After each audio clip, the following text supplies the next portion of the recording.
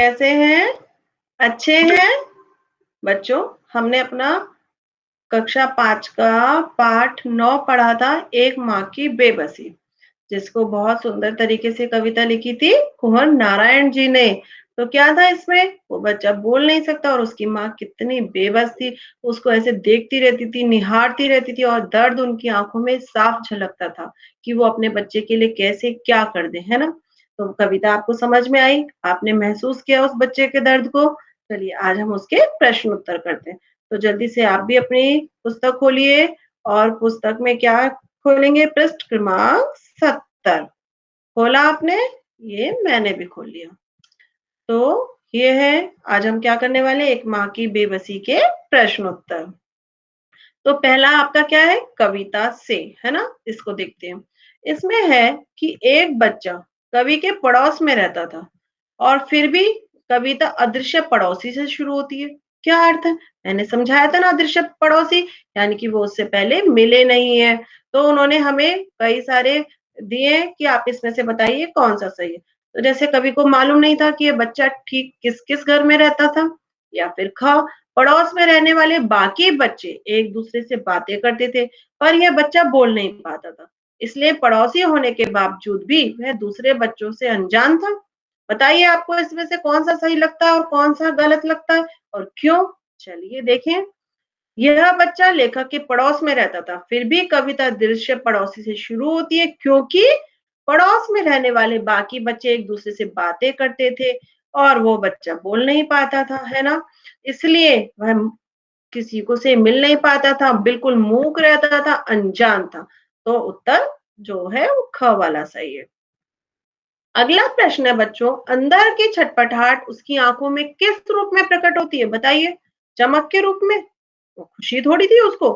डर के रूप में? डर तो था कि ये लोग मेरी बात समझेंगे नहीं समझेंगे। और जल्दी घर लौटने की इच्छा के रूप में? बिल्कुल भी नहीं, क्योंकि वो तो आते ही खेलने था। उसकी माँ उसके सामने बैठी रहती तो उसे कोई वो नहीं था। उत्तर आएगा डर के रूप में, डरता था उसको। अगला है आपका तरह तरह की भावनाएं। समझ गए आप? चलिए, इसमें दिया हुआ है नीचे लिखी भावनाएं कब और कहाँ महसूस होती है। ये बहुत अच्छी प्रश्न है बच्चों, आपको समझना चाहिए इसको, है ना? जैसे कि छटपटाहट, तो छटपटाहट कब होती है? देखिए, पहला एक इसमें दिया हुआ है इच्छा। किसी चीज को पाने की इच्छा हो और वह तुरंत ना मिल सकती हो, जैसे भूख लगी है पर खाना तैयार ना हो, कितनी ऐसा होता है ना, कुछ भी मिल जाए वो खा ले हम। अधीरता, कहीं जाने की जल्दी हो, अधीरता माने बेचैनी होती है, कहीं जाने की जल्दी हो, जाना संभव ना हो, जैसे स्कूल की छुट्टी में अभी काफी देर है पर घर में कोई मेहमान आने वाले, नाना नानी जी आने वाले हैं, ये आप बहुत पसंद करते हैं, वो आपके लिए उपहार लाने वाले, तो कैसी बेचैनी होती है, कब ये घंटी बजेगी, कब छुट्टी होगी, कब हम जाएंगे, बेचैनी, मन बेचैन रहता है ना। भले ही आप शारीरिक रूप से कक्षा में बैठे हो पर मन आपका बिल्कुल गायब हो जाता है। अगला है संदेश। हम कोई संदेश देना चाह रहे हैं पर दूसरे समझ ना पा रहे हो, जैसे शिक्षक से कहना हो कि घंटी बज गई है, अब पढ़ाना बंद करें, पर उन्हें घंटी सुनाई ना दी हो। ये कभी कभी आप लोग भी ऐसा करते हैं, ma'am time is over, ma'am घंटी बज गई, है ना? इसमें से कौन सा अर्थ इस बच्चे पर लागू होता है बताइए? घबराहट, हमें जब किसी बात की आशंका हो तो घबराहट महसूस होती है। आपसे जैसे कोई भी चीज टूट फूट जाए, घबराहट तो होती है ना? अंधेरा होने वाला है, हम घर से बहुत दूर हैं, अकेले हैं, तब भी घबराहट होती है। समय कम हो और हमें कोई काम पूरा कर लेना हो, परीक्षा में देखा जाता है जैसे कि, तब भी घबराहट होती है। यह डर हो कि दूसरे के मन में क्या चल रहा है, पापा को मालूम चल गया कि कांच का गिलास तुमसे टूटा हो, तो बताओ कौन सा सही है? ये वाला सही है ना, कि किसी बात को हम किसी से कह ना पा रहे हो, हमें आशंका हो वो समझेगा नहीं समझेगा, तो घबराहट होती है। तो इसमें उत्तर होगा, इन भावनाओं से छटपटाहट तब होती है जब हमारी इच्छा के अनुसार कोई काम पूरा नहीं होता, और घबराहट तब होती है जब हम गलत काम कर देते हैं। बिल्कुल सही। गलत काम करने पर तो घबराहट होती है कि अब क्या होगा। ये भावनाएं घर, स्कूल सबसे महसूस होती है। इनमें से संदेश का संदर्भ बच्चे पर भी लागू होता है, क्योंकि वो संदेश देना चाहता है पर बोल नहीं सकता, तो उसे इशारे किसी को समझ में नहीं आते, तब भी वह छटपटाता रहता है। कितने अच्छे तरीके से इन शब्दों को बताया गया। छटपटाहट, घबराहट, अधीरता, ये सब बातें इसमें समझाई गई है कि छटपटाहट अलग होती है, हमारी इच्छा के अनुसार काम नहीं हो रहा, हम छटपटा रहे हैं कि कोई ऐसे ही कर दे, जैसा मैं कह रहा हूँ वैसे ही कर दे, है ना? घबराहट होती है तब जब हमें अपना संदेश किसी को देना हो और वो हम उसे समझा ना पा रहे हो, है गलत काम हो जा रहा हो, मन में आशंका हो कि वो समझेगा नहीं समझेगा, तो ये सारे शब्द आपको समझ में आ गए हैं।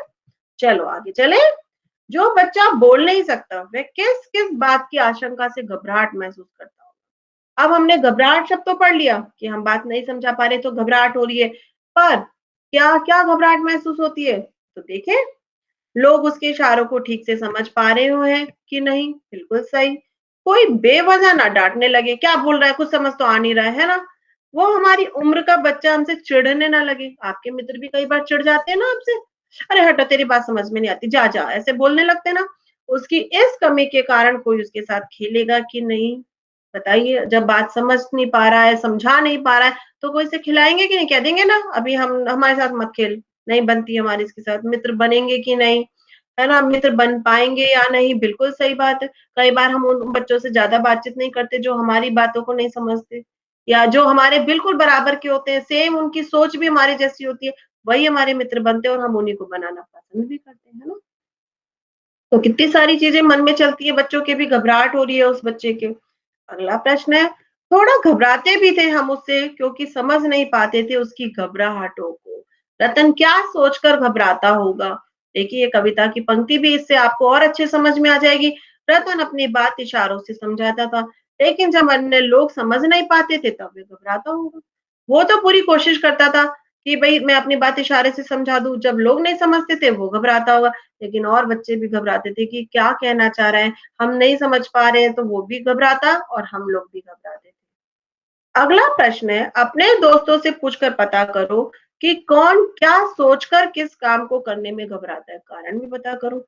ये आपको करना है, लेकिन मैं आपको सिर्फ थोड़ा-सा ऐसे समझा दे रही हूँ जिससे आपको सम पॉइंट समझ में आ जाए, बाकी आप अपने-अपने से लिखिएगा।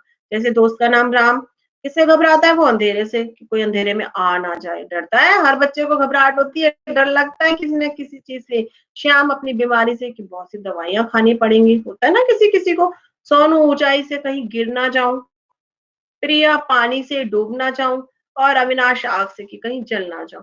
बच्चों, ऐसे हर किसी को किसी ना किसी चीज से घबराहट होती है, जैसे मुझे भी होती है ऊंचाई से। आपको किस किस से होती है बताइएगा मुझे। तो अगला है आपका भाषा के रंग। भाषा के रंग ये निकाला आपने, चलिए इसको देखें हम। इसमें दिया हुआ है, कवि ने इस बच्चे को टूटे खिलौने की तरह बताया है। जब कोई खिलौना टूट जाता है तो वह उस तरह से काम नहीं कर पाता जिस तरह से पहले करता था। संदर्भ के अनुसार खालिस्तान भरो। टूटे खिलौने मैंने बताया था ना कि मन से टूट जाता था, तो वही इसमें पूछा गया है। जैसे खिलौना है गाड़ी, टूटने का कारण बताए, पहिया निकल जाने पर, पहिया निकल गया, गाड़ी टूट गई, तो नतीजा है चल नहीं पाती। वैसे ही उन्होंने और भी चीजें देखी है, जैसे गुड़िया, बजने वाली गुड़िया, उसमें सीटी लगी होती है, उसे दबाते आवाज करती है ना, तो जब अगर सीटी निकल गई तो बताइए क्या होगा? बज नहीं पाती। बिल्कुल सही, लिख लीजिए आप। गेंद, गेंद में से हवा निकल गई तो वो गेंद बेकार हो गई, उछल नहीं पाएगी, बहुत आप बहुत तेज-तेज उसको उछाल नहीं पाएँगे, है ना? ऊँचा-ऊँचा। अब जोकर, जोकर चाबी से चलने वाला है तो क्या होगा? वो जोकर चल नहीं पाता, क्या डांस नहीं कर पाता, नृत्य नहीं कर पाता, आप ऐसे रख सकते हैं, हँसा नहीं पाता, ठीक है? अगला चलते हैं, शब्दों में यही बे शब्द छिपा है, कैसे जोड़ेंगे आप इसमें? और भी शब्द जोड़ सकते हैं, जैसे बेजान, बेचैन। इसमें क्या होता है बच्चों, जैसे जान शब्द का अर्थ है, लेकिन बे लगा दिया तो उसका अर्थ ही बदल गया।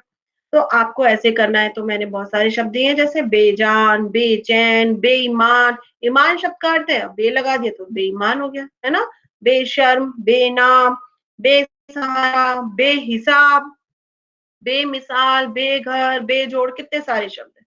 तो आप ये यहाँ पर भर सकते हैं। अगला है देखने के तरीके।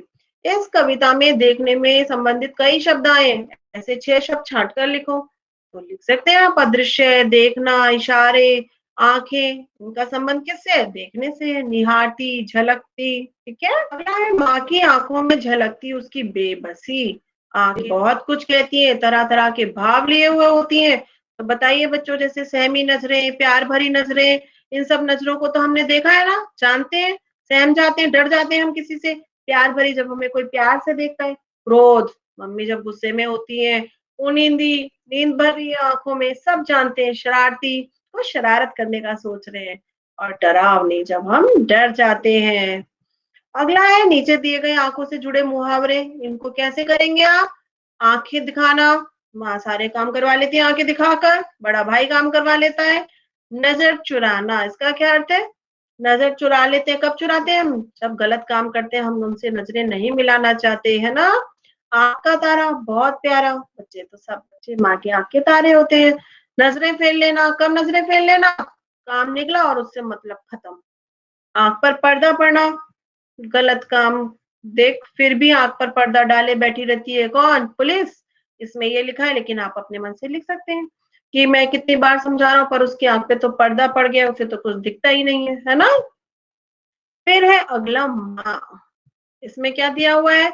याद आती रतन से अधिक उसकी माँ की आंखों में झलकती उसकी बेबसी। ये वाक्य हमने बहुत अच्छे से समझा था ना? इसमें है रतन की माँ, उसकी आंखों में किस तरह की बेबसी झलकती होगी उनकी आंखों में, बताओ? यही कि जब सब बच्चों को बोलते देखती होगी तो सोचती होगी रतन ना जके ना बोलने पर दुख होता होगा कि मेरा बच्चा कब बोलेगा, है ना? कब वो ऐसे सीखेगा, कब और तरह से कर पाएगा। अगला है अपनी माँ के बारे में सोचते हुए नीचे लिखे वाक्यों को पूरा करो। मेरी माँ बहुत खुश होती है, कब खुश होती है? जब कोई अच्छा काम करता हूँ। आप अपने उससे भी लिख सकते हैं, आपकी मम्मी कब खुश होती होंगी, ठीक है? मेरी माँ मुझे डांटती है क्यों?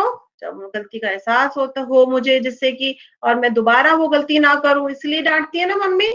मेरी माँ चाहती है कि मैं एक अच्छा इंसान बनूं, बड़ा अफसर बनूं, कुछ भी लिख सकते हैं। माँ उस समय बहुत बेबस हो जाती है, कब? जब मैं बीमार पड़ जाता हूँ, कोई बीमारी हो जाती है और माँ चाहती है मैं क्या करूँ, जल्दी से सही हो जाए मेरा बच्चा, है ना? मैं चाहता हूँ कि मेरी माँ मेरे साथ रहे, मुझे प्यार करे, खुश रहे, इस तरह से। तो आपको समझ में आ गया? आज के लिए इतना ही। बाय बच्चों।